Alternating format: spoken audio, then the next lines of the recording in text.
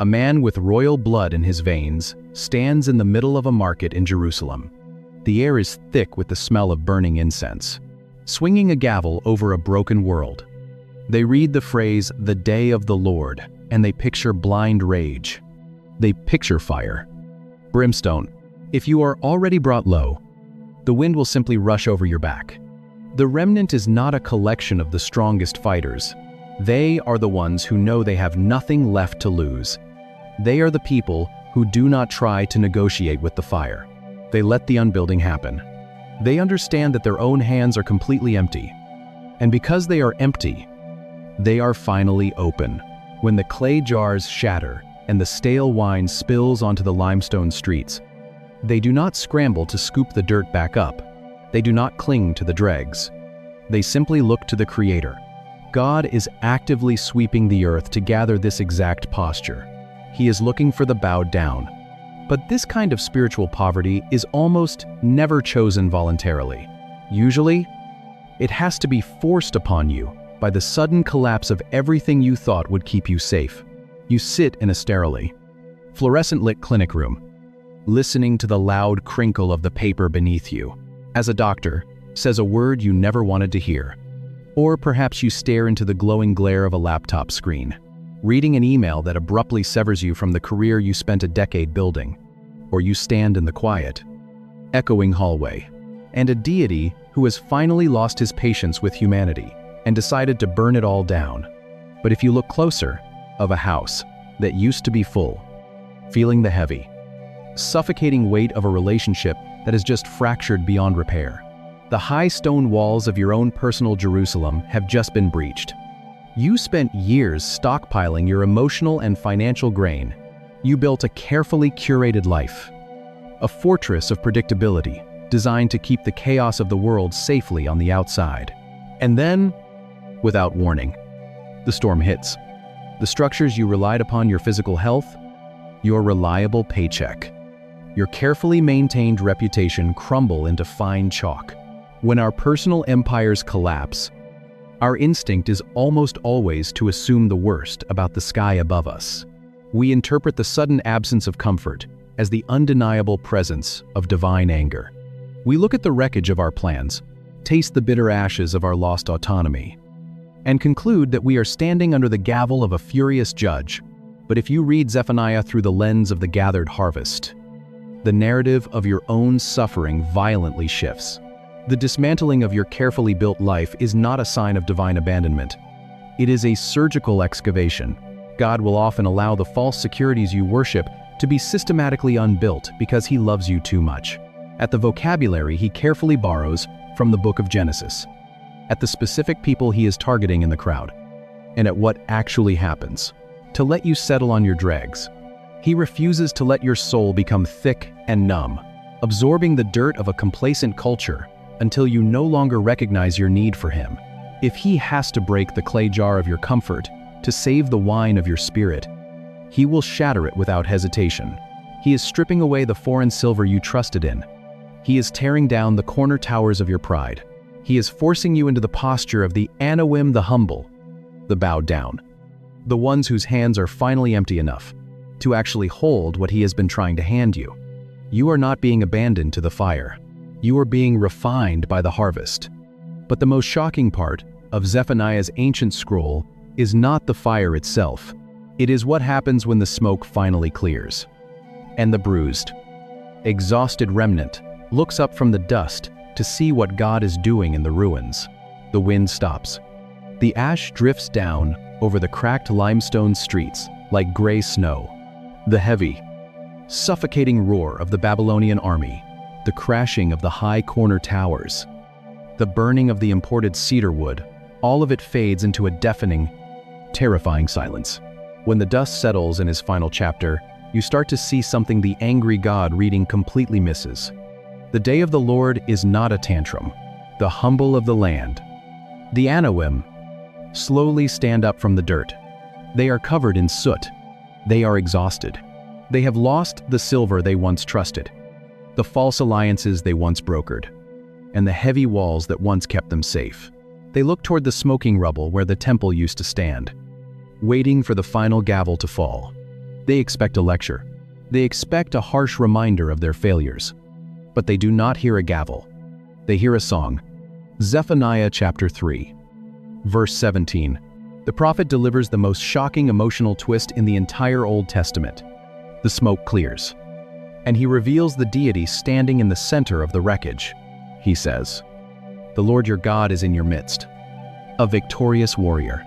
He will quiet you with his love." And then, the climax. He will rejoice over you with loud singing. The word translated loud, singing, or gladness is the Hebrew noun rinna. It appears throughout the ancient texts, and it is never a quiet, politahum. Rinna is a ringing cry. It is a piercing, overlapping, overwhelmingly loud shout. It is the exact word used to describe the deafening roar a frontline army makes. When the enemy lines finally break and the victory is won, that root changes everything. When the severe harvest is over, it is a surgical unbuilding. The real question of this prophet isn't, is God going to judge the world? It's this. He does not demand an apology. He lets out a battle cry of pure, unrestrained joy. The climax of the book is not wrath. It is romance. He is not a distant judge evaluating a courtroom. He is a bridegroom who has just pulled his bride from a burning building. He quiets her panic by pressing her against his chest. And then he throws his head back and sings a ringing victory chant into the ruined sky, the violent unbuilding of the earth, the shattering of the clay jars, the sweeping away of the fish, and the birds. It was all just a prelude to this exact moment. He tore down the entire world just to get to her. But to fully grasp why a holy God would sing over a broken people, you have to realize what this means for the concept of divine anger. We fundamentally misunderstand the anger of God because we separate it from his affection. When modern readers look at the prophets, they often see a volatile deity swinging wildly between a violent temper and a gentle mercy. As if the Creator has a split personality, we treat the fire of the Old Testament as an embarrassing relic, an ancient theology of a heavy-handed judge that we have thankfully outgrown in the modern era. What is he trying to find underneath the rubble? The answer changes how you read the darkest chapters of the Bible. But try separating the heat of a blazing stone furnace from the liquid gold it is actively purifying. Try separating the sharp, the sterile cut of a surgeon's steel scalpel from the fragile human life it is attempting to save. You cannot do it.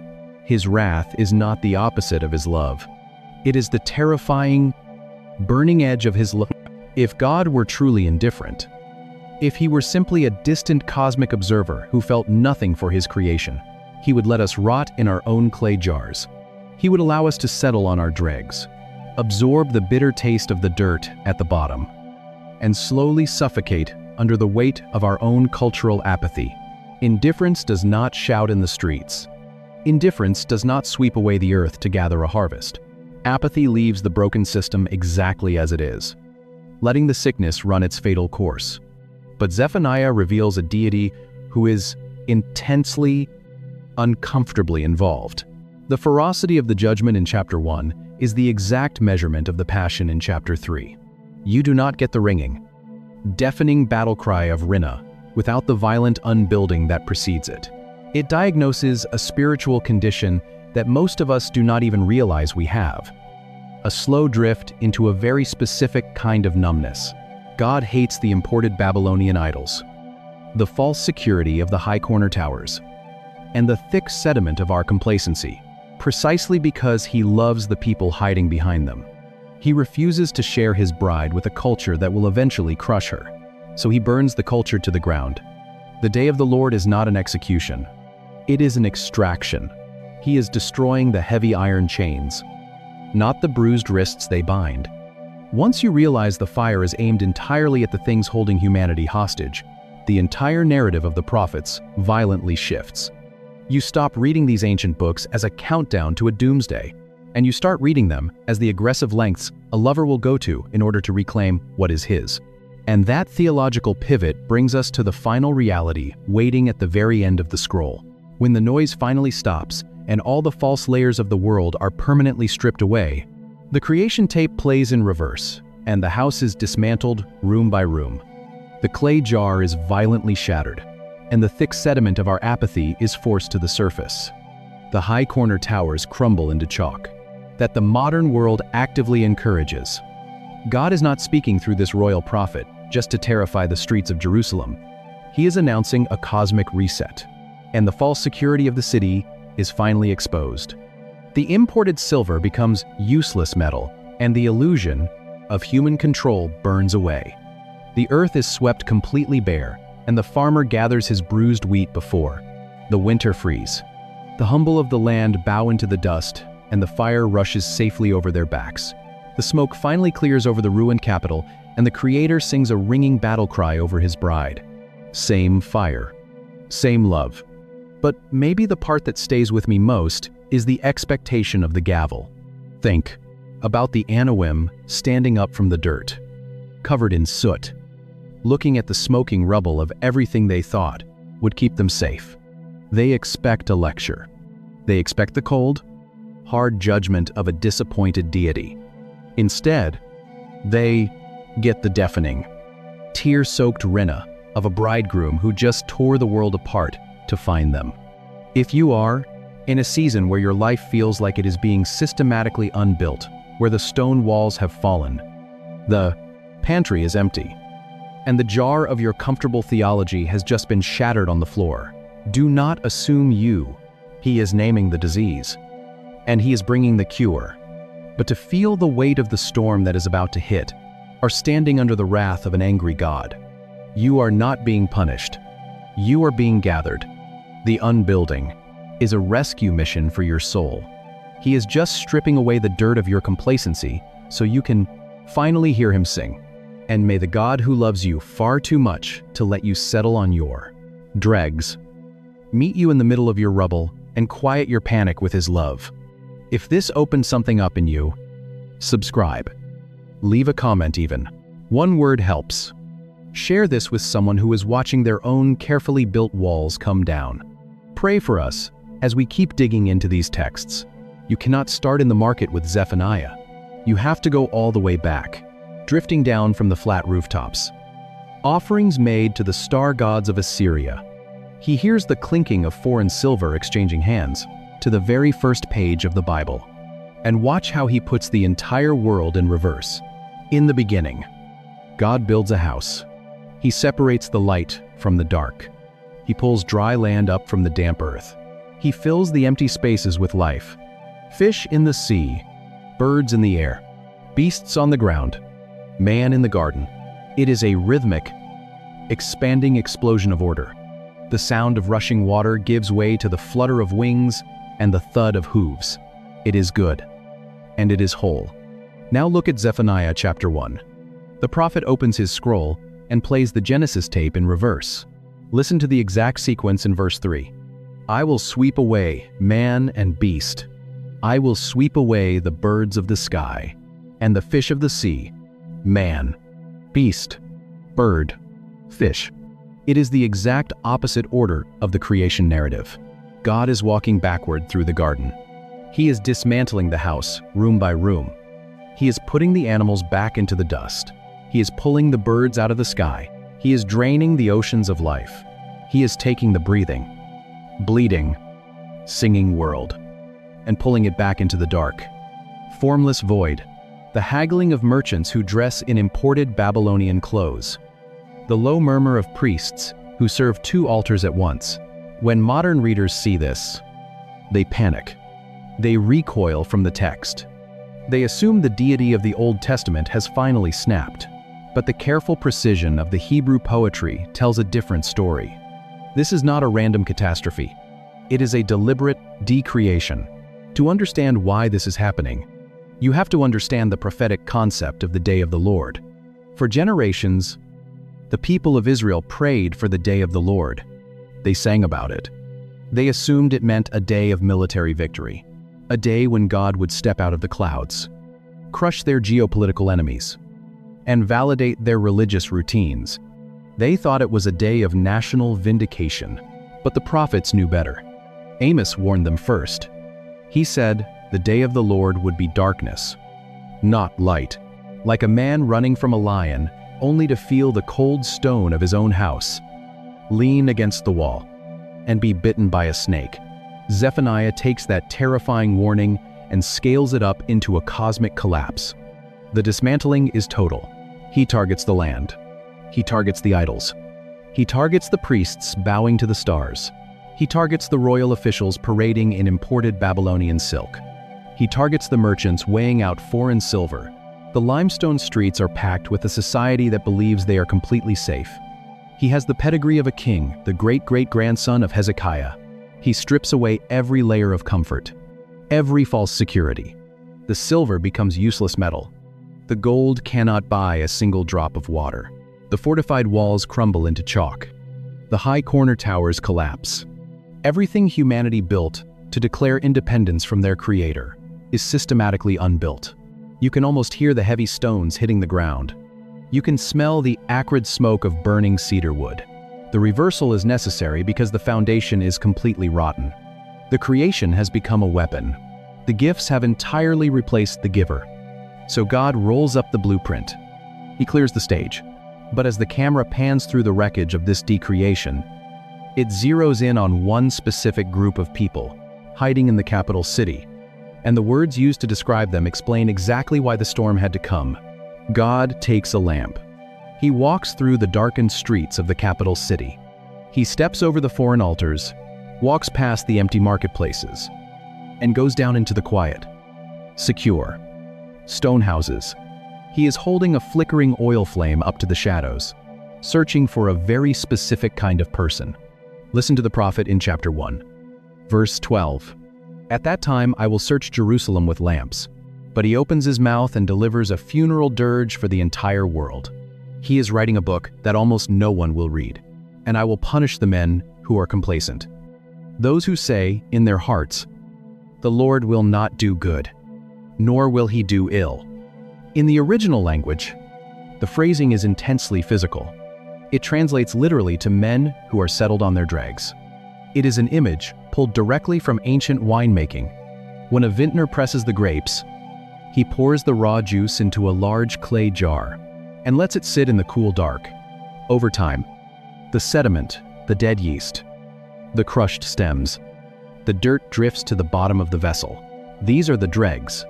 To keep the wine clear and pure, the maker must constantly pour the liquid from one jar to another, leaving the bitter sediment behind. But if you leave the wine sitting in the same jar for too long, something tragic happens. It stops maturing. It absorbs the taste of the dirt at the bottom. It becomes thick, syrupy, and utterly ruined. This is what has happened to the men, hiding behind the heavy wooden shutters of Jerusalem. They have not been poured out. They have not been moved. They drink their thick wine, and they whisper the true anthem of the complacent believer: the Lord will not do good, nor will he do ill.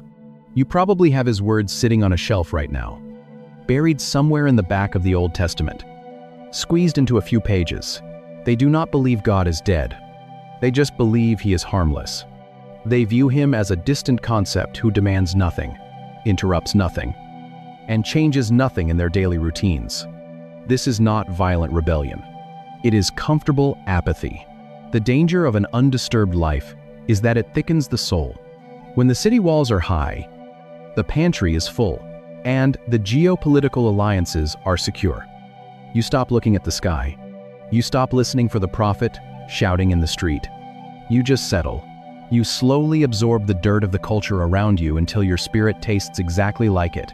This is the disease the day of the Lord comes to cure. The fire of Zephaniah is not an act of blind rage against the wine. It is the violent shaking of a jar that has been sitting still for far too long.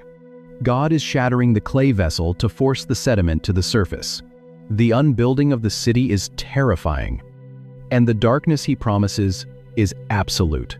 But when you trace the exact Hebrew verbs God uses to describe this sweeping judgment, you find something hiding in the text. The collapse is a setup. Let's look at the opening lines of the book.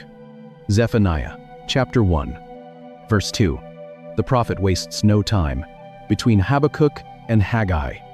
It is a tiny text, just 3 chapters, And yet, when modern readers stumble into it, they usually do not stay long. He bypasses the usual introductions and delivers the verdict immediately. "I will utterly sweep away everything from the face of the earth," declares the Lord.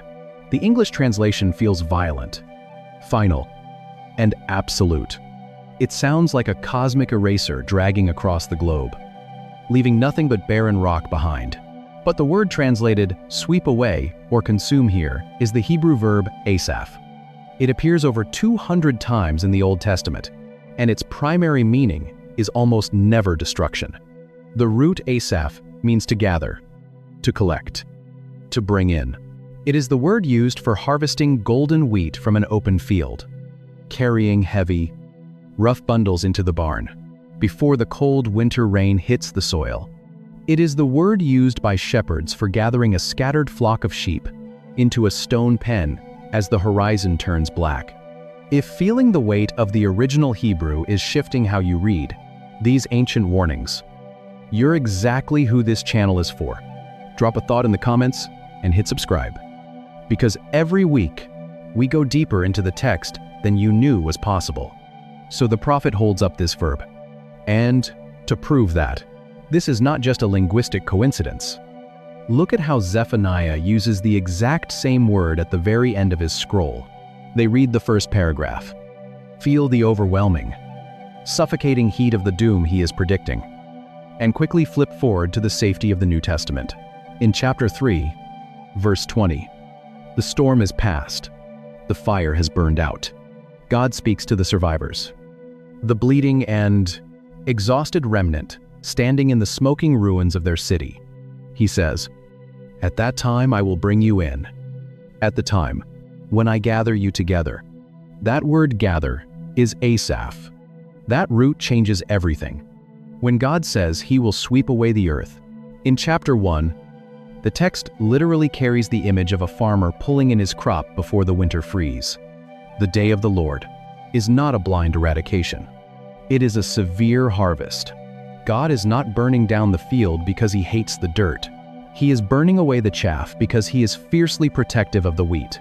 He is shattering the clay jar, stripping away the imported Babylonian silk, crushing the false security of the high walls, and melting the foreign silver so that he can finally gather what is real back into his arms.